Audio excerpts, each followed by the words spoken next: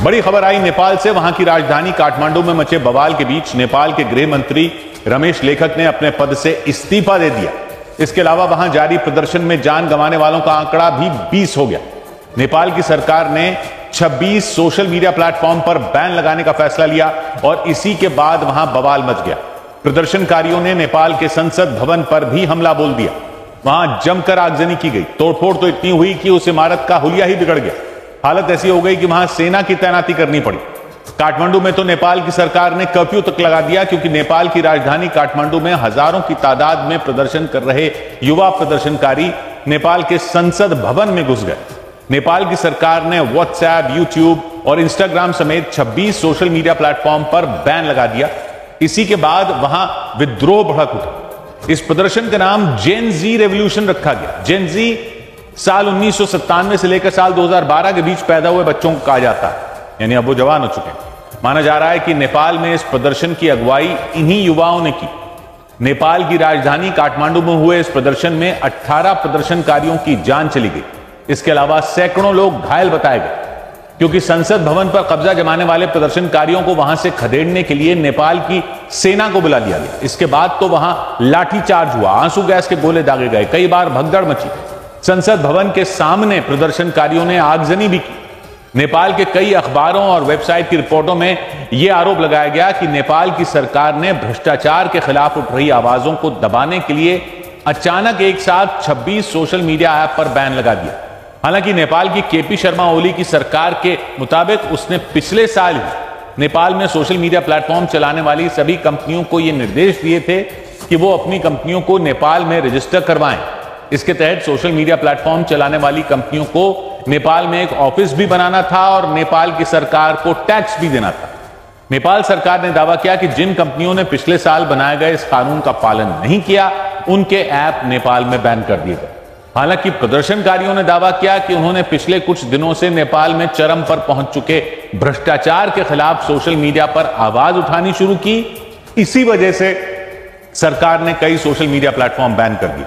इसी के विरोध में वहां के हमी नेपाल नाम के एक संगठन ने रैली निकालने का फैसला लिया। और जैसे ही वो रैली नेपाल के संसद भवन के सामने पहुंची, वहां बवाल मच गया। किसी तूफान की तरह बढ़ते प्रदर्शनकारियों ने नेपाल के संसद भवन के एक हिस्से में आग लगा दी। वहां से धुआं उठता नजर आया। इस हंगामे को संभालने के लिए नेपाल की केपी शर्मा ओली सरकार ने वहां सेना की तैनाती कर दी। सेना के जवानों ने संसद भवन की सुरक्षा में लगे जवानों के साथ मिलकर वहां जोरदार फायरिंग की।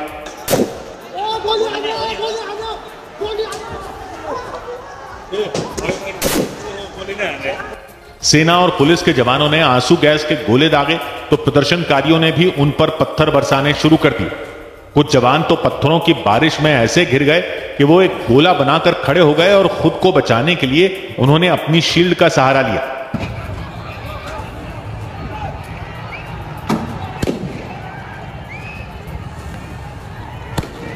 इससे पहले पुलिस और सेना के जवानों ने प्रदर्शनकारियों को रोकने के लिए वहां बैरिकेडिंग की हुई थी।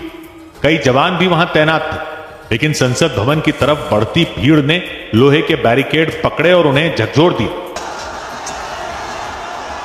इसके बाद पुलिस का घेरा तोड़ने में उन्हें ज्यादा वक्त नहीं लगा। वो सब उन बैरिकेड पर चढ़कर नेपाल का झंडा लहराते नजर आए। और इसके बाद उन प्रदर्शनकारियों ने नेपाल के संसद भवन पर धावा बोल दिया, क्योंकि वहां जमकर तोड़फोड़ की गई। संसद भवन के एक हिस्से में आग तक लगा दी गई। इसके बाद पूरे के पूरे काठमांडू में कर्फ्यू लगा दिया गया। नेपाल के पोखरा में भी तनाव को देखते हुए कर्फ्यू लगा दिया गया। जानकारी के मुताबिक हमी नेपाल नाम के संगठन ने लोगों से बड़े पैमाने पर इस प्रदर्शन में शामिल होने की अपील की। इसी के बाद वहां इतनी भीड़ जमा हो गई कि सुरक्षा कर्मियों के भी हाथ पैर फूल गए। बैरिकेडिंग की धज्जियां उड़ाने के बाद प्रदर्शनकारी सीधे संसद भवन की तरफ बढ़े और फिर कुछ लोग संसद भवन की छत पर चढ़ गए। प्रदर्शनकारियों ने एक दूसरे के कंधों पर पैर रखकर सीढ़ी बनाई और नेपाल के संसद भवन की छत पर जाकर खड़े हो गए। जोश से भरे कुछ प्रदर्शनकारियों ने वहां चढ़कर नेपाल का झंडा लहराया तो कुछ ने उस छत पर लगी रेलिंग उखाड़ दी। इसके बाद तो वहां जबरदस्त तोड़फोड़ हुई। संसद भवन के पास मौजूद लोहे की जालियों और कटीले तारों को भीड़ ने उखाड़ फेंका। संसद भवन की उस इमारत के निचले हिस्से में आग तक लगा दी गई। ऐसा होते ही जवानों ने उनके खिलाफ एक्शन तेज कर दिया तो कई प्रदर्शनकारी उस बिल्डिंग से कूद कूद कर वहां से भाग खड़े हुए। इस भीड़ को काबू करने के लिए वहां मौजूद जवानों ने अंधाधुंध गोले दागे। जवानों ने सख्ती बरती तो प्रदर्शनकारियों ने भी आक्रामक रुख अपना लिया। उनमें कई लोग सेना की गाड़ियों पर चढ़ गए। उन्होंने उन गाड़ियों पर चढ़कर नेपाल के झंडे लहराए।